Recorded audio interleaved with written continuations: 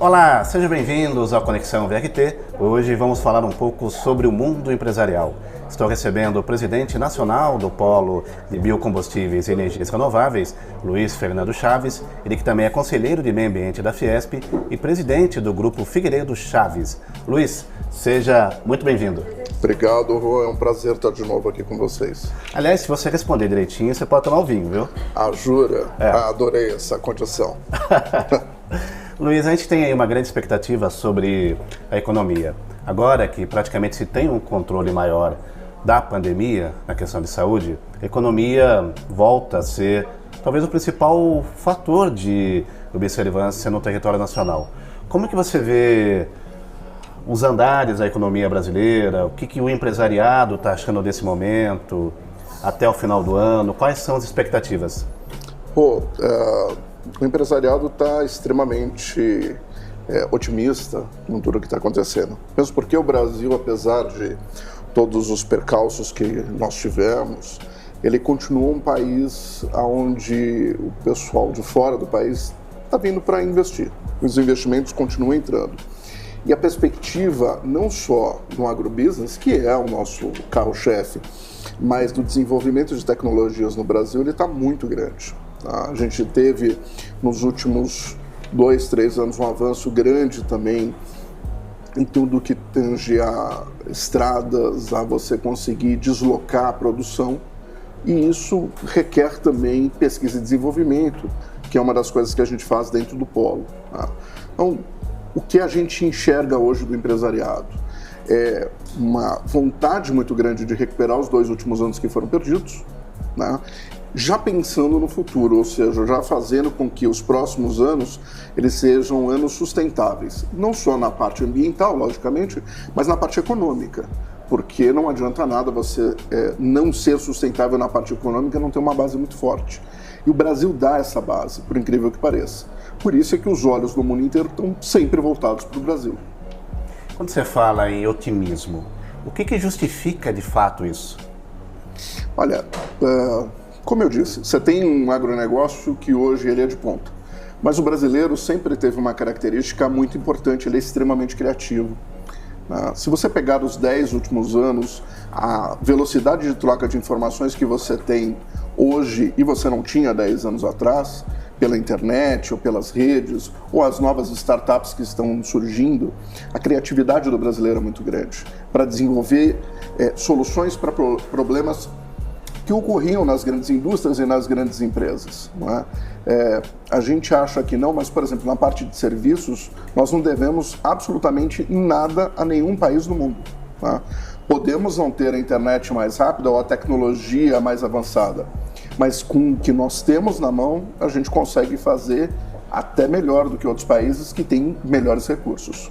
O agro é sempre um carro-chefe, a gente sabe que nos últimos tempos ainda mais, com todo o fornecimento que o Brasil acaba tendo, esse papel de referência para o mundo todo. Hoje o agro brasileiro, ele está mais fortalecido? O agro está mais fortalecido. Eu diria para você que hoje o agronegócio no mundo, o agronegócio brasileiro, ele tem uma base muito firme, ele tem hoje um reconhecimento no mundo inteiro, né? Veja, por esses dias a gente estava tendo alguns casos de vaca louca aqui no Brasil. Você tem um dispositivo que breca a carne para fora. Mas não é como antes, que nós tínhamos um desespero se voltaria a comprar essa carne, por exemplo, o pessoal da China. Tá? Hoje a gente já sabe que resolvendo essa questão, que é pontual, você volta a ter a compra. E isso é muito importante. Resolveu, embarcou. Resolveu, embarcou. Ou seja, você mostra a confiança dos outros países no agronegócio nacional. Não só no agronegócio, mas numa cadeia de produtos que nós temos aqui. Tá? Eu sempre digo que os próximos anos vão ser decisivos por outros motivos. Vamos falar em futurologia. Eu acho que a gente vai deixar de produzir a matéria-prima e a gente vai começar a produzir ou o produto final ou o produto semi-acabado para ser finalizado em outros países. Vamos dar um exemplo clássico, e eu acho que tem que ser assim. Deixar, por exemplo, de exportar minério de ferro e começar a exportar chapa de aço. Tá? Por quê? Porque você para de exportar uma matéria-prima e que tem muita perda durante todo o trajeto e começa a exportar um produto que tem um alto valor agregado. Então, eu acho que é nisso que a gente precisa. Mas isso é algo que nós vamos impor ou, consequentemente, vai se tornar natural? Eu acho que tem um pouco dos dois lados. Tá. Primeiro, o empresário brasileiro, ele parou de ser aquele empresário que vendia só o que o mercado queria e começou a oferecer o que o mercado precisa. Tá? Segundo, a gente tem uma base de pesquisa e desenvolvimento muito forte no país. Vou te dar um dado muito curioso. Existe uma empresa no Brasil que começou como uma startup, está deixando de ser startup hoje e passando a ser uma empresa, tá? Que ela é a primeira que consegue reciclar 100% as baterias de lítio dos carros. Fechou contrato com grandes montadoras agora. Tá? Isso é uma tecnologia nacional, uma tecnologia brasileira. O dono dessa empresa, o Davi, quando eu conversei com ele, ele falou que o pessoal das montadoras de fora que vieram ver ficaram impressionados com a capacidade que tinham aqui no Brasil. E você não tem na Europa isso. Ou seja, de novo, uma criatividade que a gente tem aqui que ela vai ser exportada. Vou te dar um outro dado, um outro exemplo, não de produção ou de industrialização, mas de serviços. Hoje, junto com o Grupo Figueiredo Chaves e o Polo, a gente está formando pessoas para a instalação de placas fotovoltaicas. Né? Ou seja, a gente está criando empregos verdes, os green jobs, empregos sustentáveis. A gente está mudando a matriz. Eu vou te dar um exemplo muito conhecido no Brasil inteiro. Eu pego hoje uma pessoa que faz reciclagem de resíduos, um catador, e transformo ele num empresário que vai instalar placas fotovoltaicas. Essa mudança de paradigma, ela está acontecendo. Tá? As pessoas hoje querem uma qualidade melhor de vida para si, para sua família, para os seus filhos.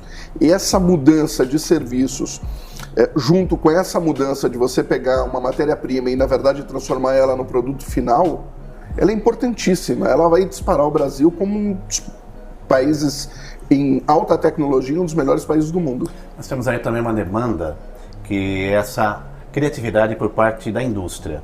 Você está na Fiesp como conselheiro, você sabe que muitas indústrias aí estão repensando, né? Sim. O desperdício, o consumo de água, suas políticas internas. Como que hoje se encontra no cenário nacional a indústria?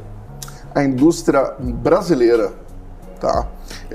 Ela é uma indústria que ela vinha de um período de estagnação muito grande, tá? Hoje, muitos presidentes dessas indústrias são filhos do fundador ou netos do fundador. Então, com isso, você já traz uma mentalidade nova de procurar novas possibilidades de fazer uma transformação interna na indústria, uma transformação do produto.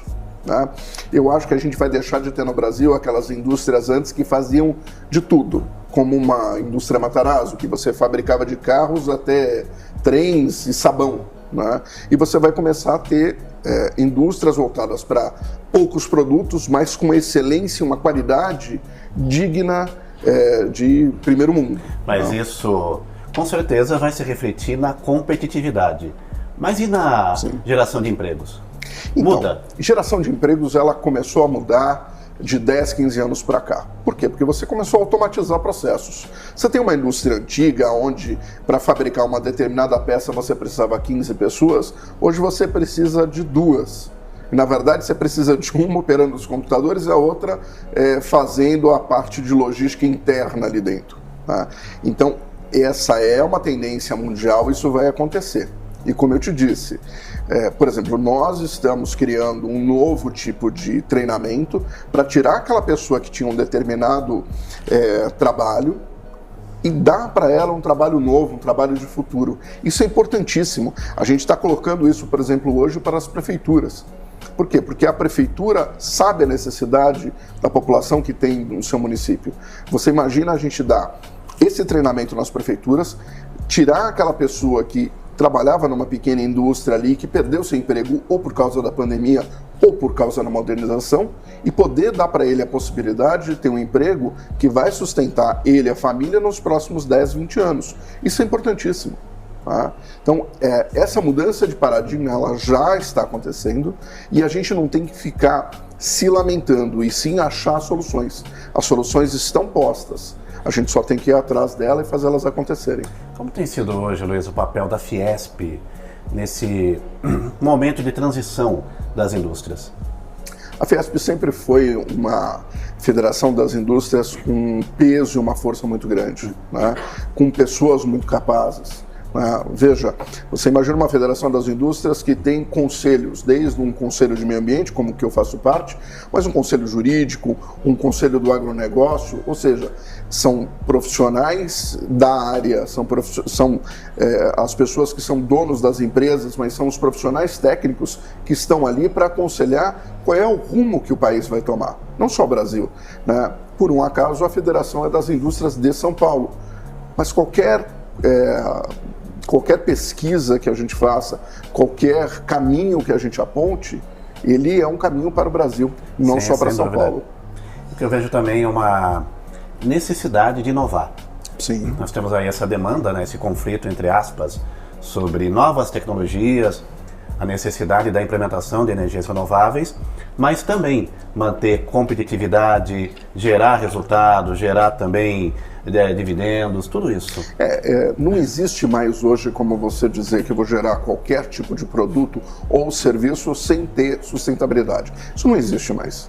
Ou você gera com sustentabilidade, de novo, ambiental, econômica, de prazer para as pessoas que estão fazendo, ou esse produto não vai para frente. A economia circular está aí, né? A economia circular é uma das que a gente tem que pensar. Mas o prazer da pessoa em estar trabalhando também entra nessa conta. Né? Nós temos uma empresa agregada com a gente, a Inovate, que ela pensa muito no RH, como é que eu consigo deixar com que aquele funcionário esteja feliz e contente. Não só porque ele produz mais, mas porque ele tem ideias novas que você pode colocar na empresa. E isso não tem preço. Né? Ideias, inovação, essa parte de você pensar num produto como um todo, no serviço, e imaginar ele daqui a 10, 15 anos, ele, quando é feito pelo profissional que está ali, não tem preço, não tem nada que pague aquilo. Você pode contratar a melhor consultoria que tenha, a gente consegue chegar num produto muito próximo, mas a pessoa que está trabalhando, melhor do que ela para pensar, não existe. Falando em consultoria, Figueiredo Chaves, como é que ela está atuando no mercado? O Grupo Figueiredo Chaves é um grupo que já tem 14 anos, é um grupo que ele foi pensado exatamente... quase debutando. Quase debutando. Vou fazer uma festa e vou convidar você para ser o mestre de cerimônias ou para dançar com a noiva. Drica Lopes vai produzir a festa. Seria ótimo. O Grupo Figueiredo Chaves, na verdade, hoje é uma holding, né, que ela engloba várias outras empresas, todas elas com uma especificidade muito clara, né, com os melhores profissionais. Então a gente tem de pesquisa e desenvolvimento até implantação de novos serviços. A gente consegue fazer isso com uma qualidade que dificilmente você vai encontrar por ali. E ela foi criada especificamente para isso, para dar uma solução, para dar uma ideia, para conseguir desenvolver um produto novo. Né? Ô Luiz, uma dúvida, né? Se fala muito e se critica muito o segmento de pesquisas no Brasil, que é essencial não só para o país, mas para a indústria, para novos surgimentos de negócios. Dentro do Polo, eu sei que vocês direcionam um grande capital e um grande estudo para a implementação de pesquisas. Qual a realidade, de fato, de pesquisas no nosso país? Eu costumo sempre dizer para você... Pode tomar um vinho, estou deixando. Nossa, conseguiu também? Não. As respostas estão boas. Não é brindar? Tem que brindar. Nossa. Como sou seu amigo, daqui a pouquinho tem uma surpresinha para você. Aguarde, já já. Ótimo. Quando você fala em pesquisa e desenvolvimento, eu sempre contei para você que eu tenho um grande prazer de dizer que, por exemplo, no Polo ou na Figueiredo Chaves, você pode trazer uma ideia num papel de pão, num guardanapo, e a gente vai analisar aquilo e fazer aquilo, se for logicamente uma boa ideia, transformar aquilo numa empresa, transformar aquilo numa ideia que seja rentável. Isso é um prazer muito grande que eu tenho dentro da Figueiredo Chaves, dentro do polo, de fazer acontecer. Tá? Quando a gente fala em pesquisa e desenvolvimento, hoje a pesquisa não é simplesmente do produto, ou da tecnologia, ou dos materiais. A gente pesquisa, inclusive, aonde aquela ideia vai ser aplicada, as pessoas que vão estar envolvidas com aquilo, como é que aquilo vai ser de futuro. Tá? A pesquisa extrapolou um simples produto, um simples objeto, ou uma simples ideia, e passou a ser um estilo de vida que você pode ter ali dentro. Eu gostei muito do que você falou sobre estilo de vida. Primeiramente, eu quero agradecer novamente a Gran Gru. A gente está gravando aqui na loja deles no Shopping Vila Olímpia. Agora, vinho delicioso. Então, agora o senhor poderá tomar vinhos de alta qualidade, já é um passo na sua evolução pessoal. E eu também queria convidar o El, por favor, El. Como bom filho de português, é uma das coisas que eu adoro. Olha só que maravilha, uma parceria do canal VRT com a Pecorino. Pecorino, que está cuidando da sua saúde. Não é fácil manter esse corpinho em pé, né? Não é fácil. Você sabe o quanto eu viajo todos os dias. Eu acabei de chegar de Minas Gerais direto para a entrevista. Reza a lenda que sim. Well, você quer contar pra gente o que temos aqui? Nós temos uma brusqueta do Pecorino com alguns molhos. Tem um de pimenta, tem um de calabresa e uma manteiguinha para acompanhar. E que delícia. Faz a harmonização com a brusqueta, que é o Leida Sauvignon Blanc. Ótimo. Muito obrigado. Maravilhoso vinho. Obrigado. Luiz, falando em harmonização, nós vivemos tempos que temos que encontrar o equilíbrio. Equilíbrio entre uma empresa saudável, uma indústria sustentável, Sim. geração de empregos, melhoria da economia. E tem muita dúvida, não é fácil a gente sair de uma pandemia como foi, voltando a esse assunto, e a pandemia ela trouxe aí muitas incertezas. Eu fico muito feliz no início do programa de você ter citado que a indústria ou o empresariado está otimista. Porque às vezes a gente tem informações discordantes disso. Você vê realmente um cenário de recuperação nesse final de ano, início do ano que vem? Eu vejo e totalmente. Fique à vontade. Agradecer novamente a Pecorino, esse maravilhoso... Já vou provar. Eu vejo sim um otimismo dentro do empresariado como um todo, dentro da área de pesquisa e desenvolvimento, dentro até da área universitária. Se você levar em consideração que o Brasil, apesar do número grande de mortes que teve, o que logicamente é uma lástima, mas ele continua um país estável. Você pode pegar os outros países da América Latina, as grandes crises que eles estão tendo ali dentro, a gente continua um país estável, o comércio está se recuperando. Turismo, então, eu acho que nos próximos meses ele vai ter uma ascendente muito grande. Tá? É uma outra gama importantíssima, Sim, né? é uma outra o nosso indústria turismo. muito forte.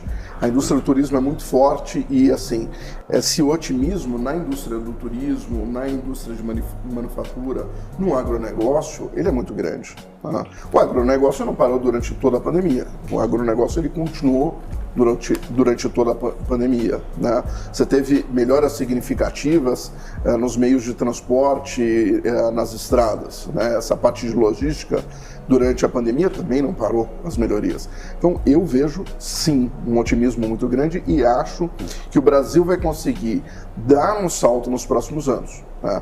A gente, por causa da pandemia, teve uma perda muito grande no mundo inteiro, mas eu acho que o Brasil está preparado para sair na frente dos outros países. Bom, é só você ver que nós somos o terceiro país que mais vacina no mundo hoje. Tá? Então, essa saída ela vai ser mais rápida do que se previu. Tá? E aí a gente tem que manter esse ritmo para fazer as coisas darem certo, para fazer o Brasil crescer com estabilidade, com sustentabilidade. Falando em ritmo, acho que um ponto importantíssimo que nos cabe uma reflexão é sobre como lidar com as nossas estradas, que é um fator que encarece muito o transporte e o custo do agronegócio, né? Também é uma alternativa super interessante para a questão turística, o estado de São Paulo principalmente, com as nossas ferrovias que poderiam ser aproveitadas de uma outra forma. E tem um custo, né? Muitas vezes você vai embarcar aquele produto para exportação, o próprio translado dele, né, é caríssimo devido a esse cálculo que se faz, não é? Sim. Acho que é uma atenção que deveria ser dada. Eu acho que está sendo dada, coisa que não foi dada nos últimos 20 anos, uma atenção especial, por exemplo, para as ferrovias. Veja, nós inauguramos há pouco tempo uma ferrovia transmodal, onde a gente consegue, no mesmo vagão de trem, colocar 2 containers um em cima do outro. Ou seja, a mesma composição de um trem, ela leva o dobro de containers do que ela levava nos últimos 20, 30 anos. Tá? Isso é muito importante, porque eu consigo transportar safra, porque eu consigo transportar produtos industrializados, eu consigo tirar a indústria que tecnicamente ela deveria ficar perto de uma grande capital, porque tinha melhor logística, ou perto de um grande porto, para o interior do Brasil. Eu consigo botar uma indústria hoje em Mato Grosso, sabendo que eu vou transportar aquele produto até o Porto de Santos ou de São Sebastião de trem. Isso é importantíssimo. Né? Você tem portos hoje no Brasil, você pode falar do Porto de Pecém, no Ceará, por exemplo, né? São portos muito importantes. Que é a entrada, para quem não sabe, de produtos eólicos no Brasil. As grandes turbinas entram por ali. Os geradores entram por ali e as pás eólicas saem por lá. Né? Mas ele fica no Ceará, ele não fica em São Paulo ou Rio de Janeiro, como antes, ou Paraná, Santa Catarina, ele fica no Nordeste. Ou seja, você pode começar a produzir, tem indústrias ali que vão atingir uma grande gama da população que está lá em cima no Nordeste, que precisa de emprego, que precisa de renda, que precisa de empregos sustentáveis. Tá? Você pode atingir essa gama com indústrias lá. Por quê? Porque você começa a ter uma logística onde você pode receber uma matéria-prima, fazer a transformação dessa matéria-prima num produto final com valor agregado grande e transportar isso para exportação. Isso é importantíssimo. Se o Brasil quer parar com essa história de o que nós não conseguimos é o custo do Brasil, essa é uma das maneiras que a gente tem que fazer. E uma coisa importantíssima para se falar, e a carga tributária? Teremos aí uma redução, uma melhoria nesse sentido que tanto sangra o pequeno, o médio empresário? Não vou falar nem do grande, porque o grande já está acostumado, né? Ele sobrevive. Agora, o pequeno e médio está difícil. Mas é um custo para nós, empresários médios e empresários grandes, é um custo muito complexo. Né? Veja, hoje se você tem uma empresa média, não precisa ser nem uma empresa grande, o número de pessoas que você tem dentro da contabilidade, às vezes, é maior do número de pessoas que você tem na logística. Sim. Isso não é possível você ter isso, você tem que mudar. Hoje, se eu vou fazer uma indústria simples, como a indústria da construção, quando eu digo simples, eu digo mais localizada, tá? Eu tenho que ter uma atenção muito grande com a parte de contabilidade, de impostos colocados ali. Tá? O brasileiro tem sempre o tal do jeitinho, não de burlar a lei, mas de ver qual é a lei que vai se adequar melhor ao que ele vai fazer. Sendo que eu acho que tinha que ter uma lei só. A lei é essa, o tributo é esse e acabou. Eu sou fã de imposto único. O Paraguai adotou isso, né? Exato. E hoje, para quem não sabe, é uma grande potência sul-americana. Eu sou fã de imposto único, eu sou fã do imposto único, inclusive cobrado sobre a lucratividade. A China, né? Tá? Nesse sentido, é um exemplo. Se você quer que a sua empresa cresça, você pega a sua lucratividade e investe na própria empresa. Tá? Se você quiser ter o seu lucro, não tem problema nenhum. Você pega o seu lucro e paga o imposto sobre essa lucratividade. Quando você não pagou sobre a lucratividade e reinvestiu na empresa, você gerou mais emprego e renda, comprou mais maquinário. Qualquer coisa que você invista na empresa, você está gerando emprego e renda direta ou indiretamente. Né? Então, eu acho que o Brasil tem que começar a olhar para essa colocação. E o que eu ouço, infelizmente, de muitos políticos é que a gente não pode mexer com a carga tributária, senão nós teremos perdas muito grandes e teremos um vácuo de valores. Isso não é verdade. A partir do momento que você simplificar a carga tributária e você criar um simples imposto único, todo mundo vai querer pagar aquele imposto, você reduz a máquina. Aliás, paga com alegria, né? Paga com alegria, aquele imposto só e acabou a história. Não fica um imposto em cascata, não fica uma coisa desmedida. Eu vou te dar um exemplo clássico disso. O governo federal abaixou os impostos federais nos combustíveis. Num primeiro momento, todos ficaram contentes. Os governos estaduais aproveitaram o vácuo que tinha ali de valor que foi diminuído e aumentar o imposto estadual. Isso não é possível. A gente não pode mais ter um país como esse. Se diminuiu o imposto, se diminuiu. Não é justo um outro governo qualquer resolver utilizar aquele imposto ou colocar mais imposto em cima. Nada justifica o aumento de imposto no meio de uma pandemia, principalmente. Tá? Então, isso é que o brasileiro tem que começar a enxergar. O país é fantástico, as ideias são fantásticas, o Brasil é muito criativo. Infelizmente, certas partes políticas é que acabam atrapalhando para o desenvolvimento e para o crescimento do país.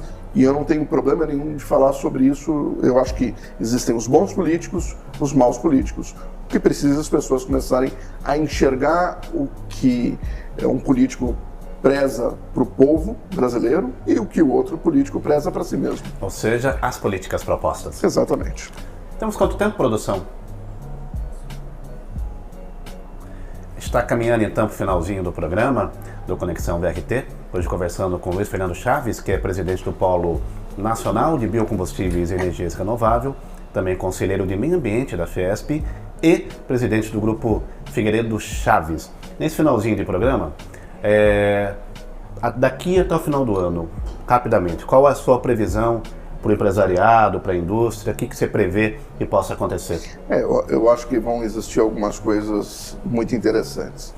Primeiro, o mundo inteiro está saindo da pandemia. Se a gente não tiver a famosa quarta onda, o que eu acredito que não vai ter, porque a variante Delta, apesar dela se alastrar com mais rapidez, ela é muito menos letal.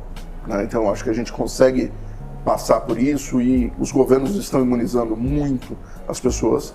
Eu acho que você vai ter uma retomada da economia no mundo inteiro. Isso para a indústria é muito bom, porque você vai ter uma venda de produtos. É ruim para as populações do mundo, porque durante esse vácuo entre você começar a voltar a produzir e poder entregar, vai existir uma escassez de produtos. Outros segmentos, como por exemplo a indústria de turismo, ela vai disparar. Todos os grandes estados já fizeram eventos, testes para ter de novo o carnaval no ano que vem. Está todo mundo preparado já para o carnaval do ano que vem. Você está animado também? Eu estou sempre animado. Eu sou um otimista, né? Quando a gente fica pai velho com quase 50 anos, a gente começa, uma filha pequenininha, a gente começa a ficar muito otimista porque a gente tem que durar bastante, né? Aliás, filha Valentina, um beijo do seu pai. Eu acho que a indústria do turismo vai crescer muito daqui para frente. O Brasil tem praias lindas, o Brasil tem uma potência de turismo muito grande. Com a melhoria das vias de acesso, vai crescer bastante. A parte da indústria, como eu te disse, existem novas pesquisas e desenvolvimento sendo feitas na indústria como um todo. Isso vai fazer com que o Brasil tenha indústrias extremamente competitivas.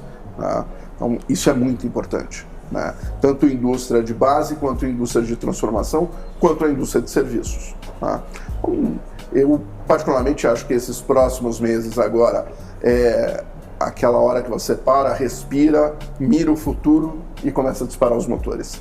Legal. Luiz, quero muito agradecer a sua participação. É um prazer. Ter participado conosco do Conexão VRT. Foi um prazer tê-lo aqui. Agradecer também a Granglu pelo esse vinho maravilhoso, por essa possibilidade de a gente ter momentos especiais. Lembrando que o vinho, antigamente, era considerado não só uma bebida que alimenta a alma, mas alimenta as ideias prazerosas e as ideias que modificam o mundo, né? E a Pecorino, por esse cardápio maravilhoso, que daqui a pouquinho a gente vai experimentar aqui. Com toda certeza. Depois do programa. Muito obrigado a você que nos acompanha. Fique ligado na nossa programação. Até o nosso próximo encontro.